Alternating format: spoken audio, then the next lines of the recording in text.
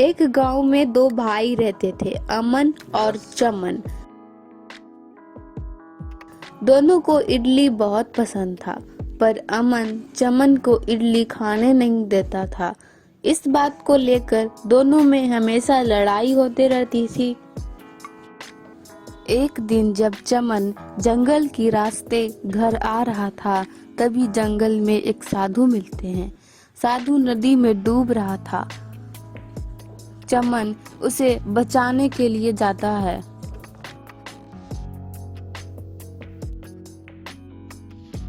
बेटा, तुम्हारा धन्यवाद, तुमने मेरी जान बचा ली। कोई बात नहीं बाबा। बेटा, मैं तुम्हें कुछ देना चाहता हूँ, बताओ तुम्हें क्या चाहिए। बाबा, मुझे इडली बहुत पसंद है, पर मैं इडली खा ही नहीं सकता क्योंकि मेरे पास पैसे ही नहीं है।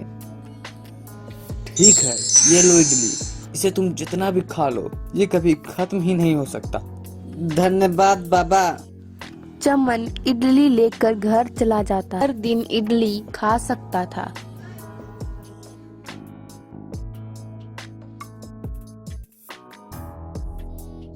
वह जितना भी इडली खाता, इडली कभी खत्म होता ही नहीं था। एक दिन अमन को यह बात पता चल गई। अमन ने सोचा कि अगर मैं भी जंगल में जाकर अगर किसी की जान बचाऊं, तो मुझे भी जादुई इडली मिल सकता है। अमन जंगल में जाता है। वहाँ इधर उधर घूमता रहता है। थोड़ी देर बाद वहाँ एक जख्मी खरगोश आता है।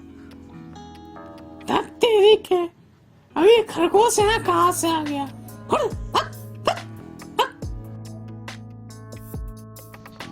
तभी खरगोश साधु में बदल जाता है। तुम मेरी जान बचाने के बजाय तुम मुझे भगाने लगे, मैं तुम्हें दंड दूंगा।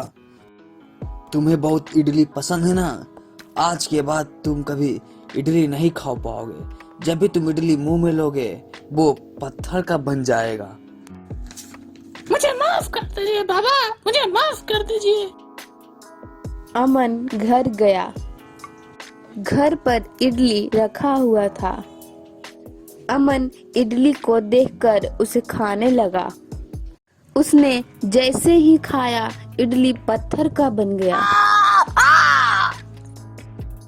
आज के बाद अमन जब भी इडली खाता, इडली पत्थर का बन जाता।